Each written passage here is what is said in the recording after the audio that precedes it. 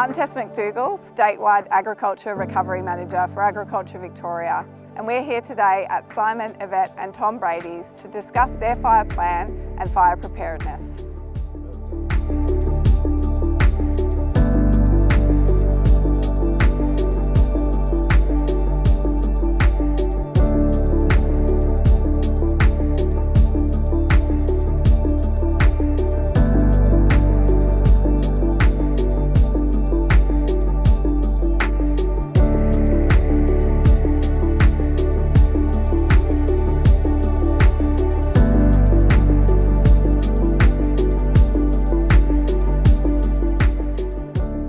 Simon Brady.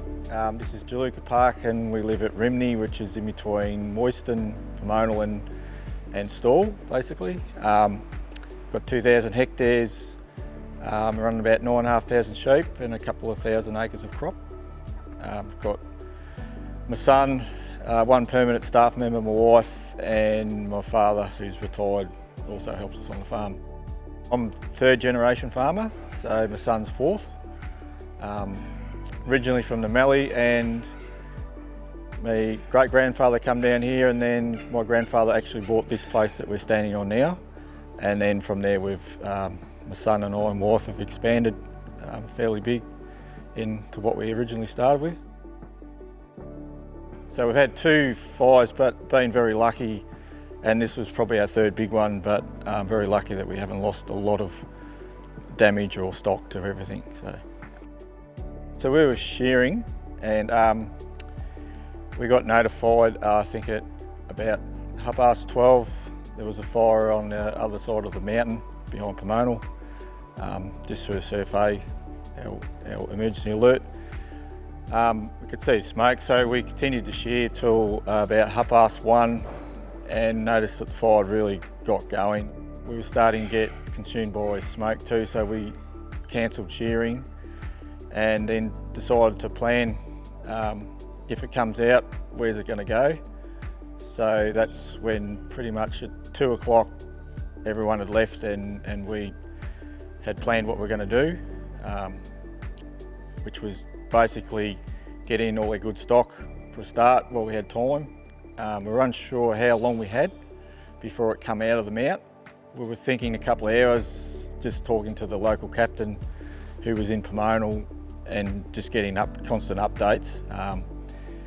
And we're also prepared to go to the fire. We've got our own fire truck and a couple of ute units, so we also had to get all that ready, which is pretty well ready all the time. We just had to put our slip-ons on the utes. Basically, we can load them on with a loader and they're full of water in about a minute per ute. So we've got 2 big ute units. We've also got a quick fill system, a 3-inch quick fill at the dam just behind me, which most of our neighbours know about, and our other neighbours got one too. So if we're at a fire locally, we actually know where we can go and get quick water. So, but the maintenance is really just making sure you've got good pumps that work, your nozzles work, and that's really, and no water leaks. So, within our farm, we've got quite a lot of laneway systems which go from one end of the farm to the other. And we keep them, in the springtime we really keep them bare. So in the summertime everybody in the family knows, and a worker, that that's a safe area, that if anything goes wrong you can put the sheep into there and they're relatively safe. And just also, as it happened when we had to get a lot of sheep in, we had areas that we could get them in quickly, and if the fire did get onto us earlier than we thought, we'd still be able to get out of the fire ourselves, but get as many stock into those safe areas and then move them back into the yard system here. We didn't know how long we had. We sort of thought we'd have an hour, maybe hour and a half. We ended up having about 2 hours. So we got 6,500 sheep in. It was really hectic. And what we did is prioritise. So I worked one side of the farm, Tom did the other, and we just had a quick team meeting. My wife and Dad ran the yard, so we would bring the sheep into the yards and they would put them in the pens, process them, so keep moving the sheep forward so we just keep bringing sheep in. As far as priority goes, I suppose we started out our most valuable stock first. So obviously we had shearing was handy, so we had quite a few of our young ewes around, which weren't too far from the shed, so we got all them in.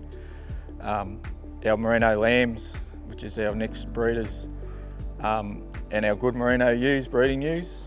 And then we also got a Dorset, breed our own Dorset stud, so they also got in quick with our breeding rams. And then once we got all those in, then it was just basically surplus ewes that were joined to a terminal, or we've had a lot of crossbred lambs, things like that. But mainly just sat down and said, this is what we're going to do. We're going to have a lot of sheep coming in quick. Just to handle the sheep and keep moving them forward was, Vet and Dad did a great job of that, because it was, 43 degrees too. It was a hot day. Stock don't want to move, dogs are tired.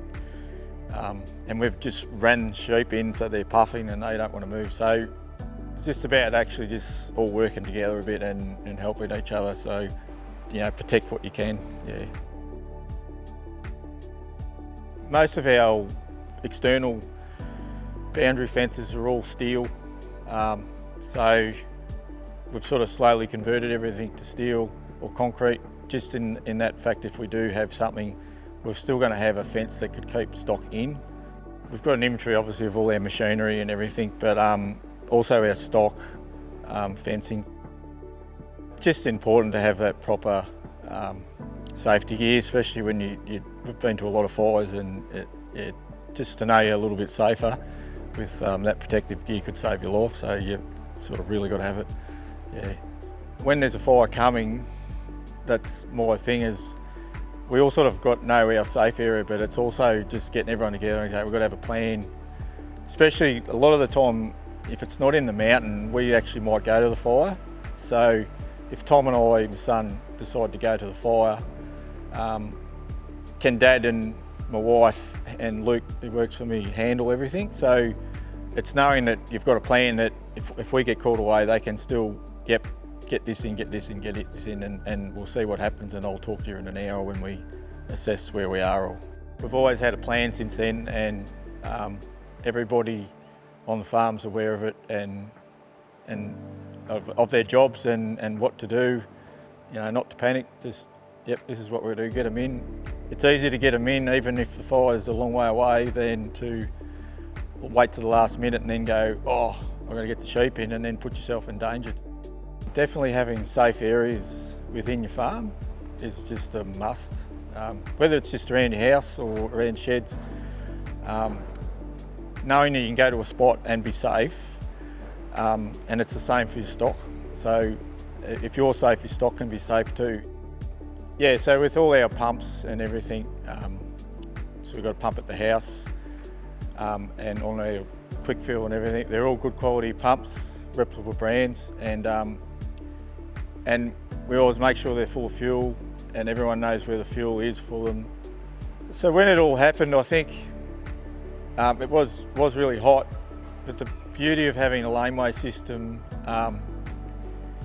was that the stock know where they're going to a degree. They've been up and down a heap of times, so when you put it in them, they'll often just walk by themselves right up to the yard. So that constant use over years probably creates a lot of habit for the sheep and makes things a lot easier. So when you're in a rush, you can actually push them along, and then that mob's gone, and you could grab that second mob, box them and catch up to them without stressing the stock dramatically. So I think that's one thing that we're very lucky with, that probably helped us. And the other thing, we had terrific communication with our two farmers who were on the west side of us, who were in between us and the mountain. One of them, good friends with, he had one of his workers as a scout telling us where spot fires were, and we knew once spot fires got to his place, we would have to go probably to the fire, start helping. So probably gave us a half-hour window, so we sort of knew once that happened, we'd have to just stop. That's it. That's as much as we're going to get in. So without endangering us and stock again. So so that communication with our neighbours was awesome. Knowing where because we couldn't see for smoke. It was seriously like 200 metres visibility, I reckon, at the most. Yeah.